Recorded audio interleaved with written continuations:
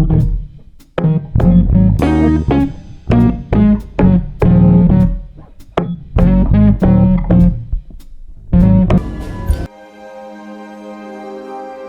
in the heart of Bavaria,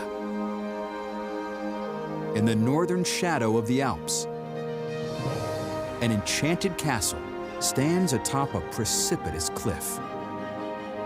A stunning testament to a troubled king who turned to nature for solace and preferred the company of wildlife to that of his subjects.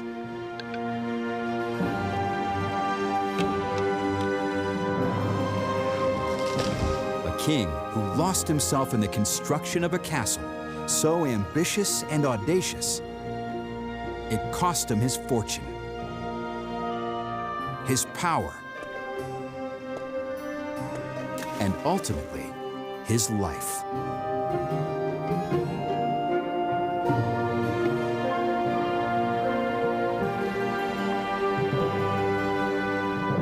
This is Neuschwanstein, the Mad King's castle.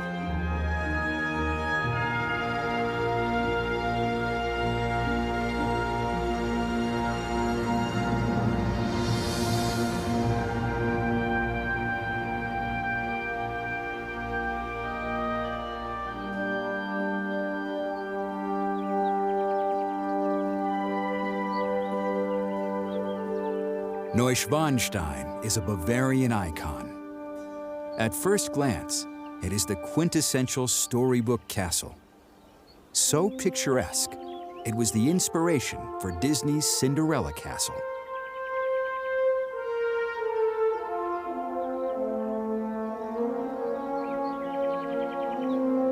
It's a fitting tribute, since Neuschwanstein earned its creator, King Ludwig II of Bavaria, the nickname the Fairy Tale King.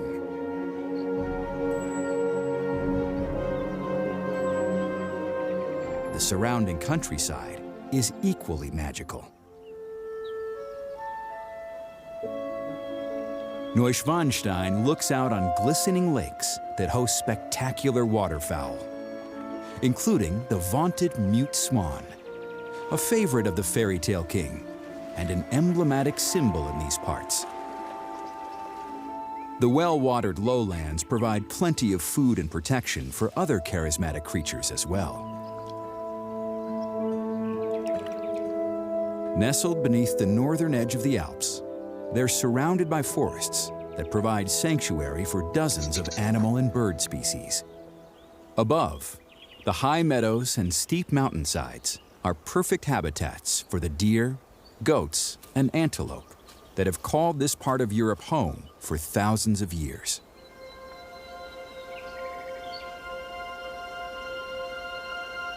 King Ludwig knew the area well. As a young prince, he'd spent much time here with his family. He reveled in the natural beauty of the surrounds. Even as a boy, he preferred the tranquility of the countryside to the bustle of the Bavarian capital, Munich.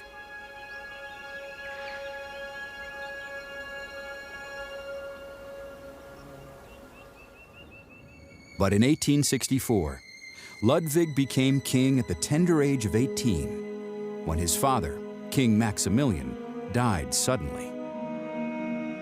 The young Ludwig was ill-prepared to rule.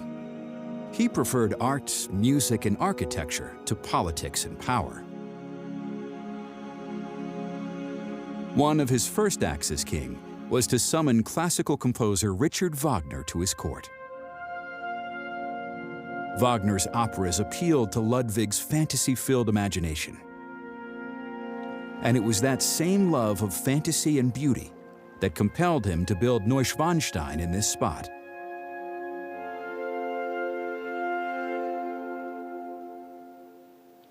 He picked its location carefully. He wanted to literally look down on the castle of his youth from his own fairy tale world, while still drawing comfort from its nostalgic familiarity. This was to be his sanctuary from the surrounding world, a home for all occasions and all seasons.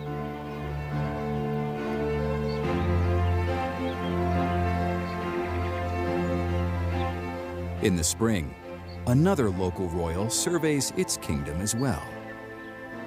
The golden eagle.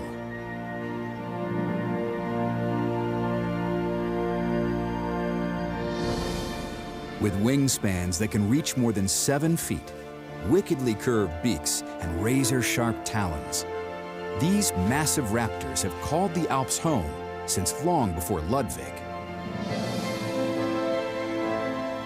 Soaring up to 15,000 feet, they can glide for hours, using warm updrafts from the mountains to stay aloft. Males and females form monogamous pairs that mate for life, and they take long, undulating flights to advertise the extent of their empire to other eagles. At the center of their territory is their castle, a massive nest they use year after year. Called an eyrie, it weighs hundreds of pounds, and just like Neuschwanstein, is built into a steep cliff face. The chick inside is about 2 months old, almost ready to take flight and make empty nesters of its parents.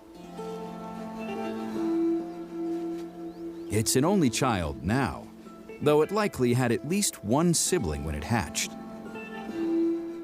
Golden eagles normally lay multiple eggs, but more often than not, the biggest and strongest chick either outcompetes or outright kills the smaller ones. The fratricide ensures the survivor will get its parents' undivided attention. Once the chick fledges and matures, it'll fly hundreds of miles to find its own isolated territory and begin construction of its own mountain fortress.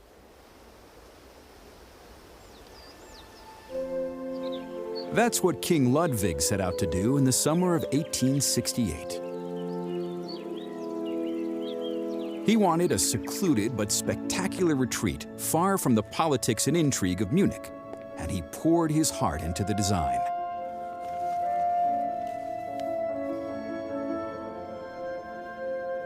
Ludwig's dream was a magnificent knight's castle that embodied his idealized view of the Middle Ages, rising like a jewel from the natural wonders that surrounded it. Built, he said, on the lofty heights, breathing the air of heaven. The work started with a bang. Crews used dynamite, which had only recently been invented, to level the top of the ridge.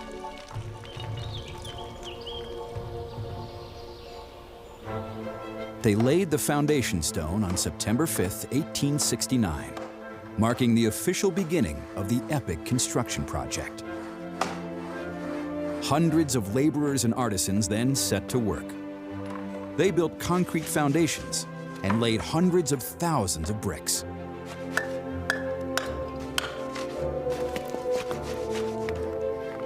And as the walls began to rise, huge trees were felled for scaffolding. With efficiency even nature's resident woodworkers would have appreciated.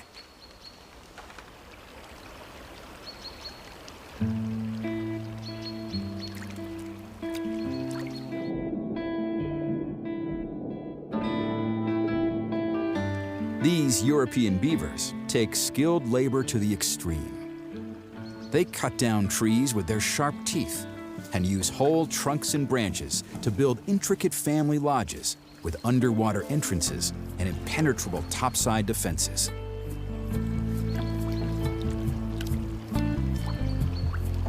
The leaves of the branches are left on.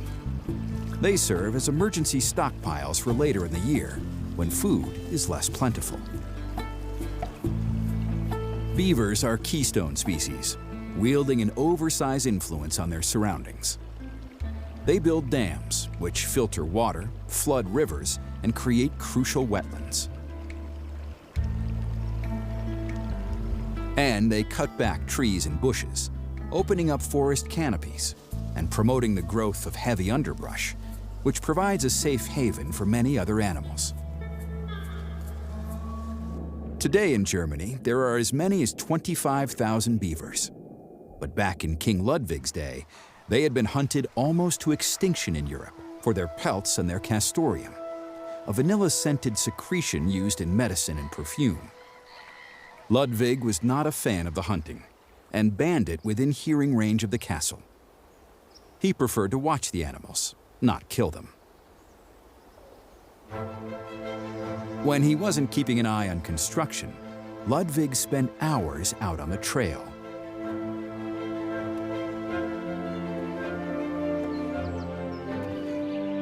He was much happier in the wilderness than he was with other people. An acquaintance once said that Ludwig is repulsed by his family and the entire court, hates the army and soldiers, finds the nobility ridiculous, and despises the masses. That didn't leave too many people to like.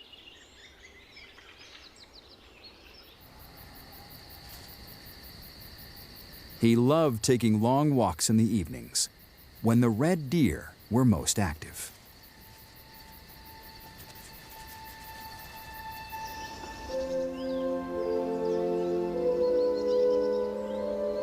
The deer make their home in the alpine meadows, grazing on the sweet grasses and digesting the fibrous cellulose in their 4 stomachs.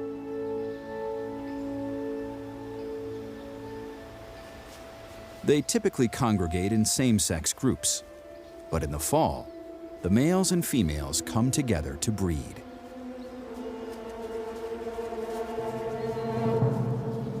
The males, called stags, have been preparing for the fall mating season for months. They've fattened up and grown sharp antlers.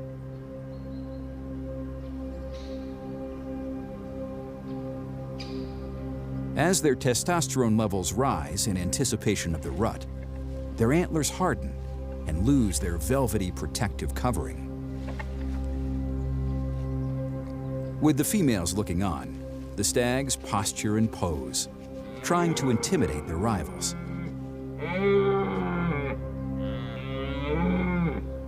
Their distinctive roar is also used to establish dominance, and the mature males raise quite a racket.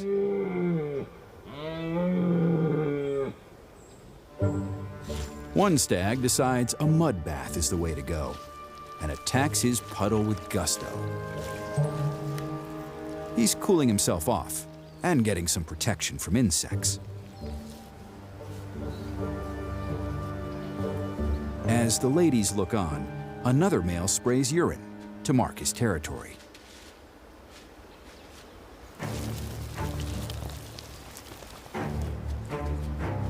Eventually, the posturing ends, and the dominant males get down to business.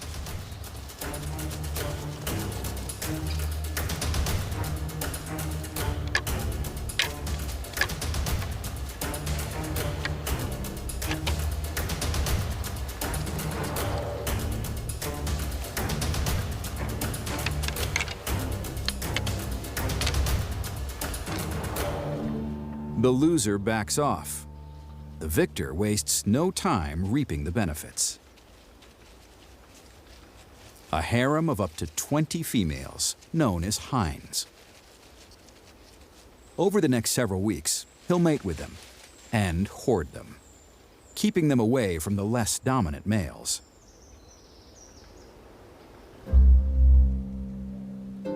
By winter, the 2 sexes will have gone their own way, living apart until next year's rut. For some, winter in these parts is a quiet time. Alpine marmots head deep underground, hibernating together in groups of up to 10 to stay warm. They pad their burrows with hay, seal the entrances with stones and soil, and slow their heart rate and breathing to use less energy.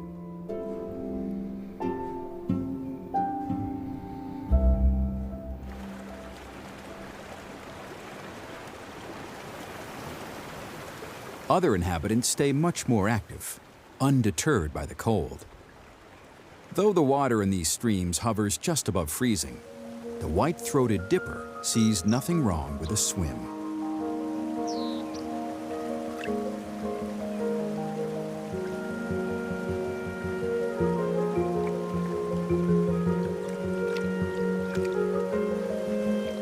enthusiastic avian member of the Polar Bear Club, he wades into the water in search of insect larvae and freshwater shrimp.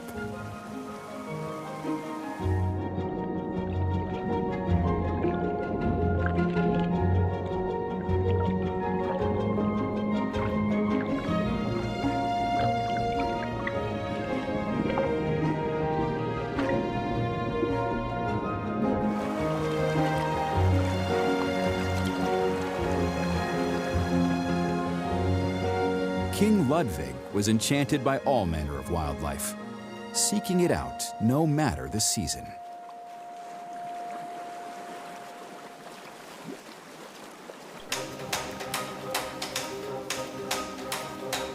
In the mountains above the castle, the alpine chamois remain active all winter long.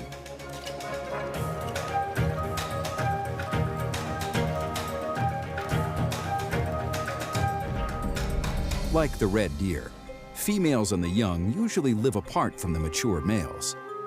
But in winter, they come together for the rut.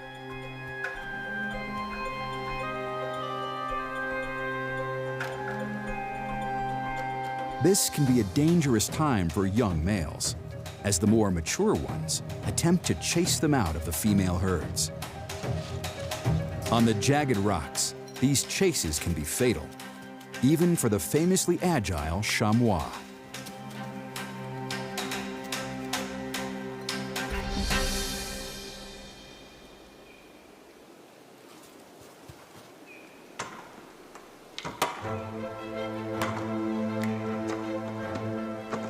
For the workers at the castle, the winters were equally dangerous. Year after year, they toiled in all seasons, facing tough conditions on the mountain ridge.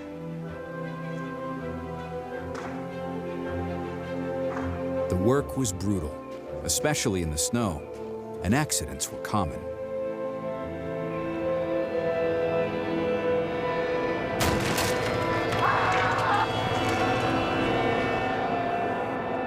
In all, at least 30 people died during construction.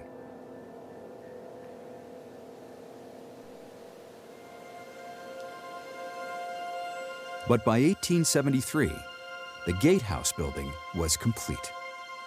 Ludwig, desperate to get out of Munich, moved in, even though the main palace was barely underway. Although he was still the king of Bavaria, much of his power had been stripped during a series of wars that unified Germany. Bavaria was now just a kingdom within the larger German Empire, and Ludwig became even less interested than before in the affairs of state. At Neuschwanstein, he still reigned supreme and could focus his energies on the fantastical world he was creating. The castle was to be both a place to bring his medieval dreams to life and a tribute to the music of Wagner, whom Ludwig revered.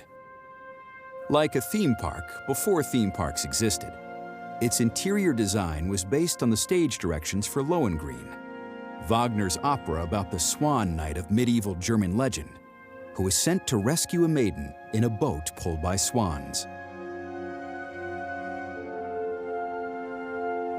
The name Neuschwanstein means New Swan Castle, and the regal bird was an ever-present motif. It was also one of Ludwig's favorite companions in the wild. Swans appealed to his romantic side. They're beautiful, poetic, and mate for life.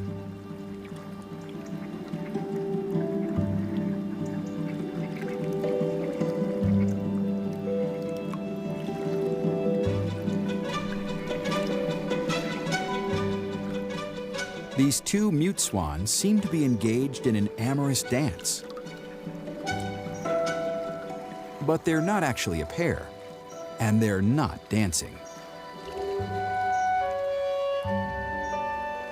They're male neighbors, engaged in a carefully choreographed display, spinning in close proximity with raised wings and arched necks. The goal? To communicate and seemingly agree to a territorial border.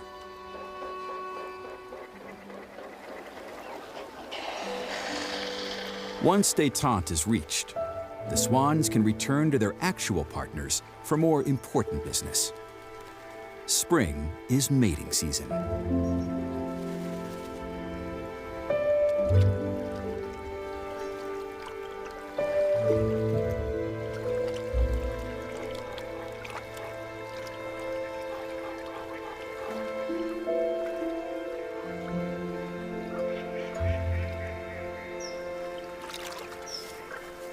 Then, it's back to work on the massive nest, which needs to be dry and ready by the time the female lays her eggs. Around her, the forest is coming to life as the spring sun thaws plants and animals alike.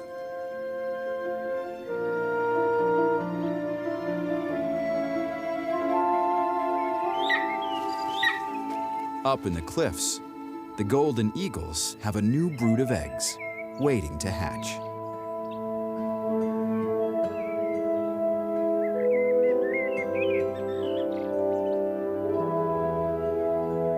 In the pine trees below, a spotted nutcracker is hard at work. It's trying to get to the tiny, well-protected nuts inside a pine cone.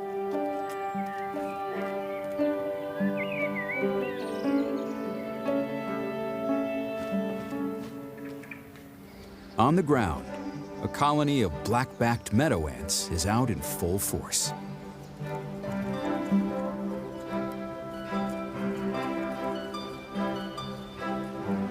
An unlucky earthworm is good protein. It's quickly overrun. The ants are also gathering materials for nest construction. The workers build mounds up to 3 feet around, usually on top of rotting tree stumps, in places where mottled sunlight filters down through the canopy.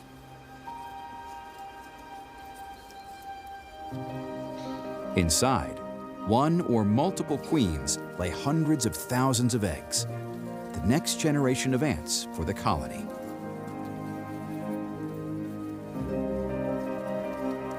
King Ludwig could have used that kind of manpower as he continued to oversee the construction of his castle.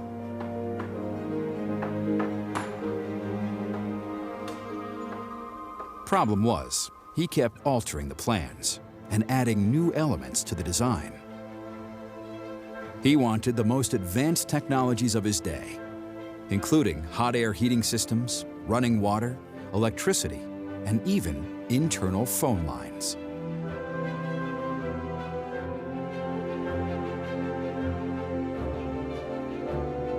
Ludwig's expectations were spinning out of control, and so was the budget. The construction costs were piling up, and the king began taking out personal loans to keep his decadent project on track. He was far more concerned with the castle than with the running of Bavaria. His crews worked year-round, trying to keep pace with his demands.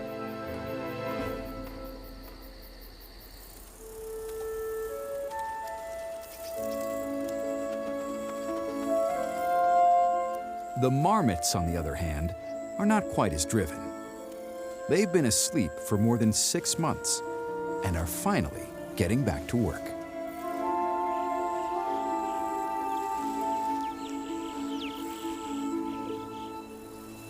They have much to attend to. Their burrows need to be mended and enlarged, and they need to fatten themselves up on fresh shoots and insects, so they'll be able to survive the next winter. They go about their business with a nervous energy, at once playfully excited and twitchy with worry. They're always on the lookout for predators.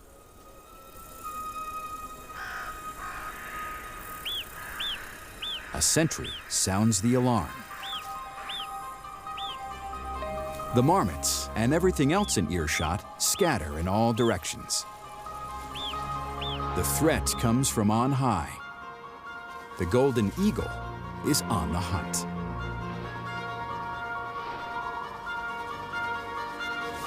Below her is chaos. Everyone running for cover. Even the chamois are nervous. The eagle can't pick them up, but it can hit them with enough force to knock them off the steep cliffs to their deaths. The marmots make a mad dash for the safety of their burrows.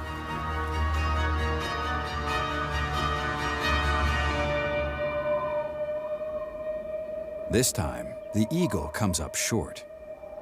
But there's no doubt she'll be back. Her eggs have hatched, and she has a belligerent chick to appease.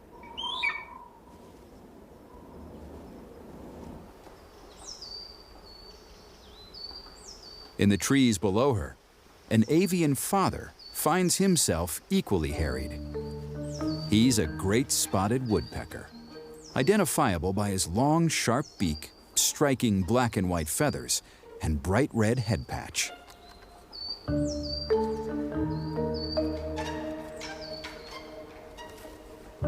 He and his mate, equally striking but without the red head, have built a sturdy home inside this hollow tree.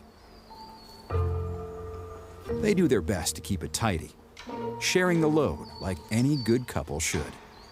But there's a red-headed monster inside, and it demands to be fed. And fed. And fed.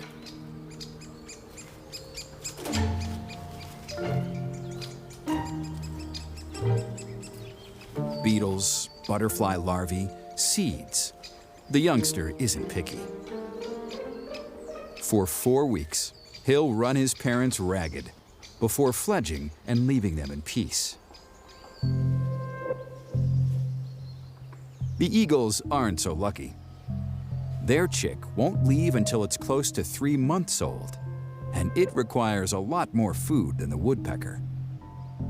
Dad's nowhere to be seen, so back to the hunt goes its mother. The timing couldn't be worse for the marmots. They've finally re-emerged from their burrow and are just getting comfortable outdoors again.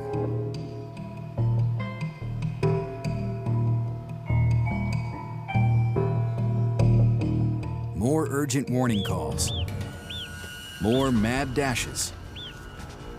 But this time, one youngster isn't quick enough to the burrow. The eagle has her meal, and the tight-knit marmot colony is down one member.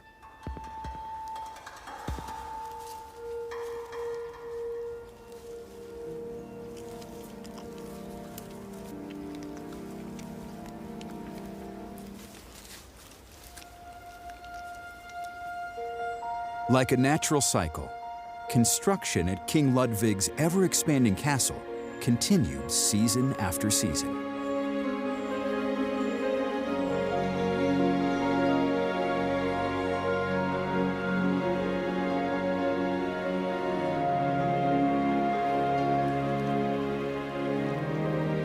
As summer turned to fall, months and years blended into decades. The turrets and towers rose slowly above the trees, and costs continued to skyrocket. By 1880, 11 years after construction began, the main palace was enclosed, though the exterior was still far from complete.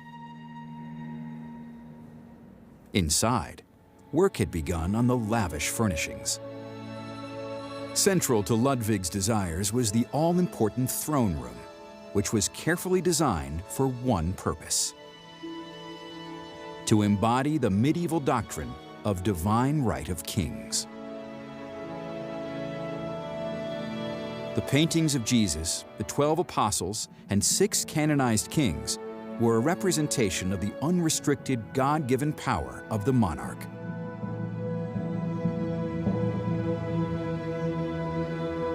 It was ironic symbolism for a king whose power had been whittled down by the unification of Bavaria with Germany, and who exhibited almost no desire to rule. In actuality, Ludwig was becoming more and more of a recluse, spending most of his time in his private chambers at the top of the castle. He often slept during the day and wandered the halls at night, living in his fairy tale world.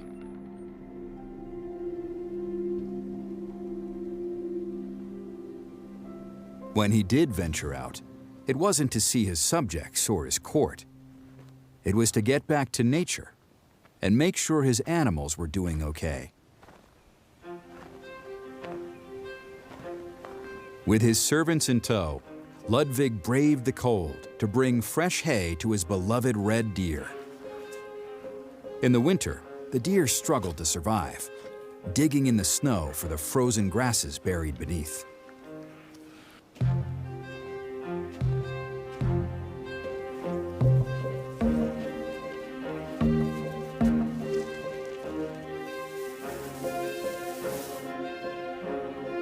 Because hunting had been banned, the deer weren't afraid and came in close.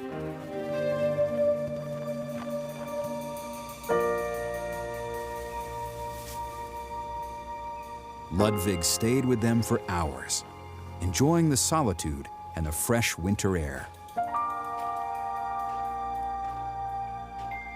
He must have felt a connection to these animals that was missing from his interactions with people.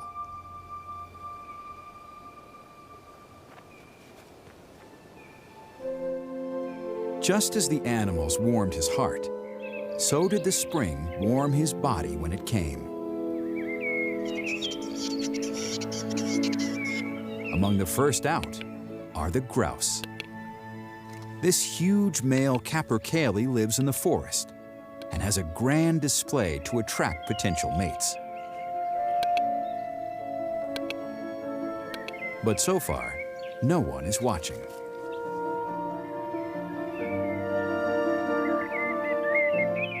The smaller black grouse is a related species that prefers more open terrain. The males, called blackcocks, are glamorous and flashy. In King Ludwig's day, their plumage was popular in noble ladies' hats.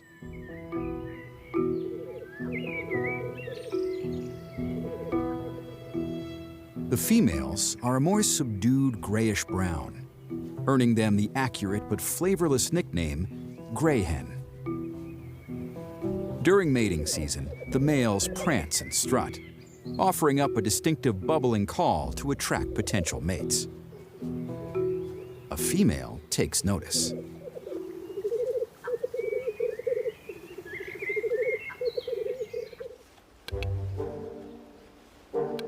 In the forest, the capercaillie is still singing to an empty theater.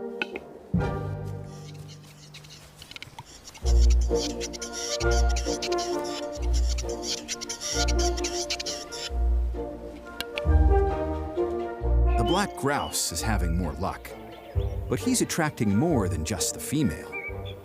A rival male closes in for a fight. It's a behavior called lekking.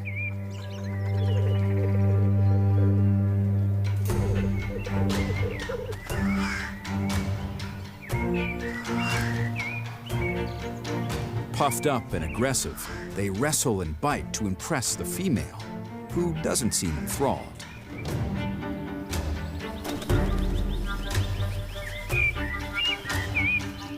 Eventually, the loser beats a hasty retreat. And the winner heads off to track down his prize.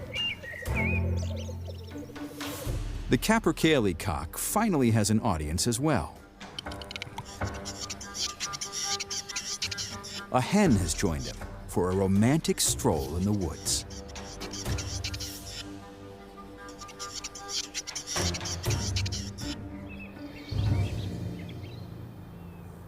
High on the mountainside, male and female alpine ibex are also socializing. These large wild goats mated earlier in the season, but haven't yet disbanded into their single-sex groups.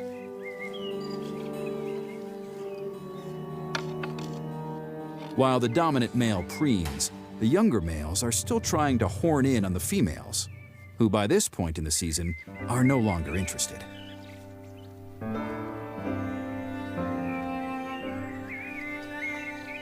But it's good practice for the youngsters. who are trying to move up in the dominance hierarchy. Dominance is determined primarily by horn size. Unlike the red deer, who lose their antlers each year, the ibex spend their entire lives growing one set of horns. When the big boss strolls in, there's no doubt who's in control.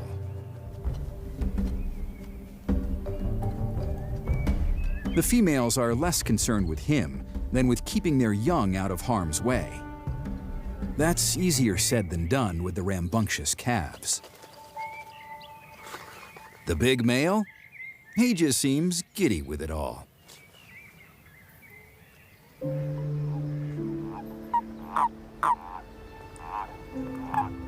In the lakes below, a more chaotic interaction is brewing. It's mating season for the common toad, and the males are gathering.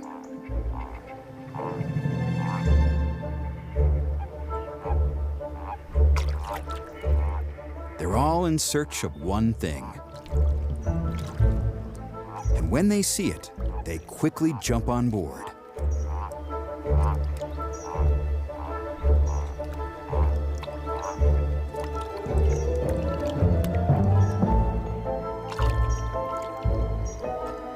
The big toad is a female, though she's not treated like much of a lady. Dozens of males fight for position.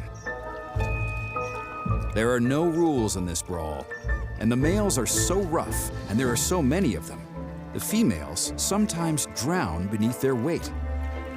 The fighting can go on for days, and only the male who's in the right spot when she lays her thousands of eggs gets to fertilize them.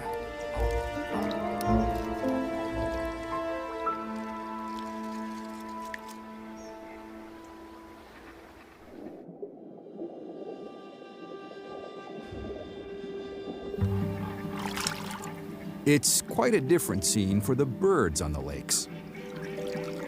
By summer, their eggs have hatched, and they're enjoying family time with the chicks. The mother swan's eggs have become a brood of adorable puffballs. They're growing fast and spend much of their time cruising for food with mom.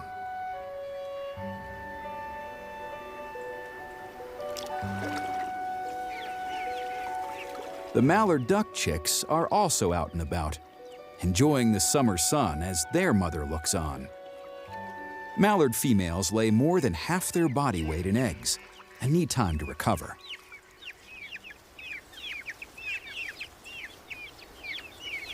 She spends time lounging with her babies. The chicks are happy to oblige. They imprinted on her at birth and watch her diligently, picking up behaviors and learning how to be ducks. Some will stay with her all the way through to the next breeding season. The more independent ones will take off once they can fly. Until then, the mother guards them, always on the lookout for danger.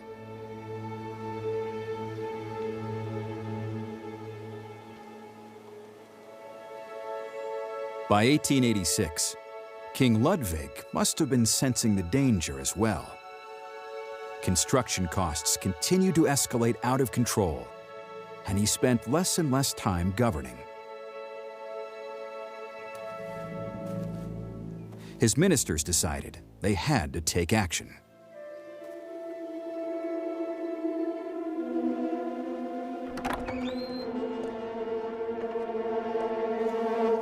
They concluded that a diagnosis of insanity would prove he was unfit to rule.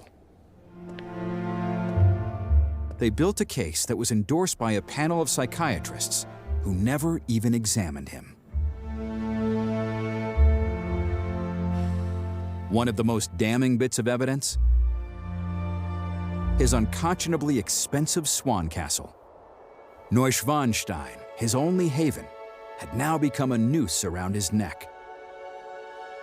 And it was only a matter of time before his subordinates would pull it tight.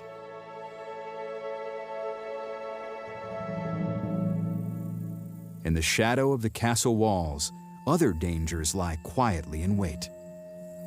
The European adder is a venomous snake that is prevalent in these parts. This species is well suited for the cool climate, able to widen its body to absorb more sun.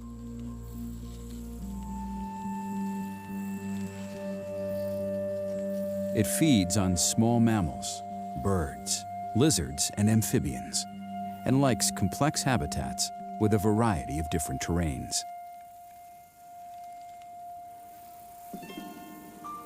This female has just given birth, as few other snakes do. She carried her eggs internally, another adaptation for the cool temperatures, then laid them just before they were ready to hatch.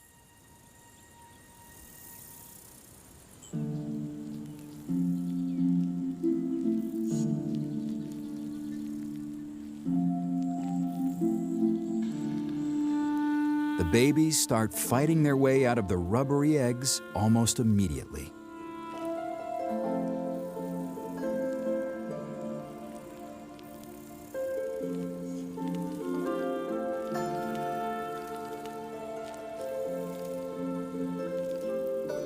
They hatch fully formed and venomous, and will shed their skin for the first time within a day or so.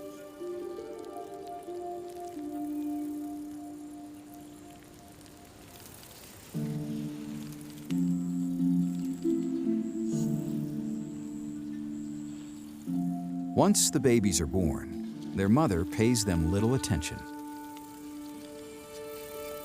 Within days, they'll be off on their own, competing for food with all the other snakes.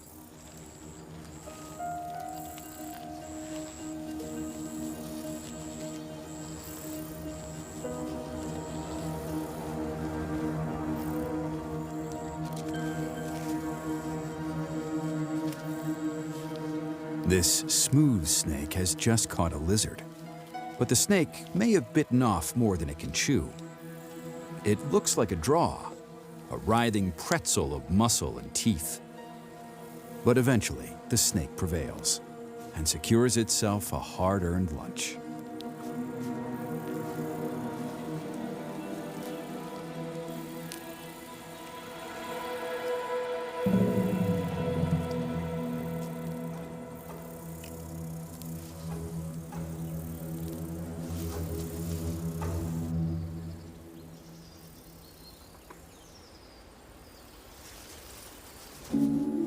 Another European adder is also having success.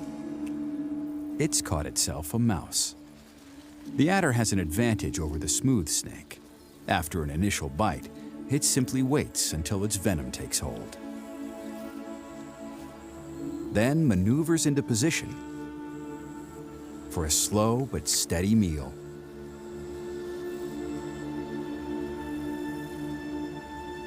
It takes a few hours and leaves the snake looking quite bloated, but it's a capture and kill that was never in doubt.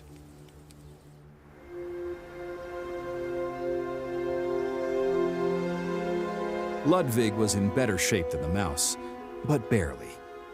He was under attack and isolated in his secluded fairy tale home. To his courts and his kingdom, Neuschwanstein had become an immovable weight, the symbol of a king who had lost touch with reality.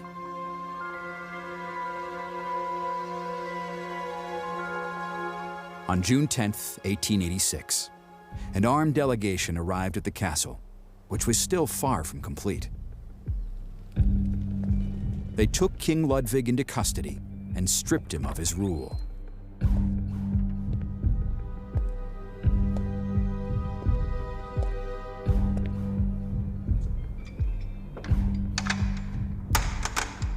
Only 3 days later, while on a lakeside walk with one of the doctors who had diagnosed him, both he and the doctor died under mysterious circumstances.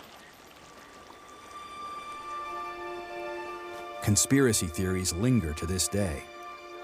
Some say he was shot and killed by his political enemies, who kept his body hidden so no bullet wound could be found. Others say he killed the doctor, then died of a heart attack brought on by the cold water as he tried to escape across the lake.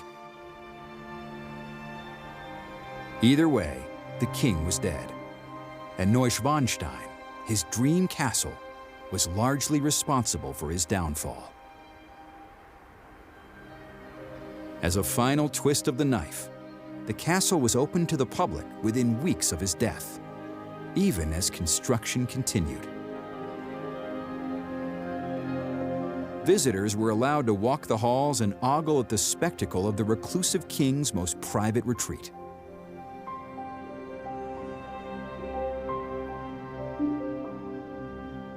Ironically, the castle that drove Ludwig to financial ruin became a windfall for the Bavarian government. Minting money as one of Germany's most lucrative tourist attractions.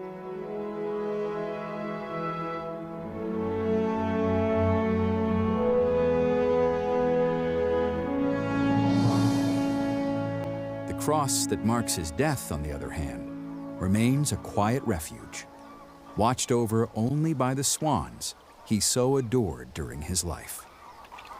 If there is any redemption for the poor king, it's that Neuschwanstein, the new swan castle, is seen today as a spectacular example of castle romanticism.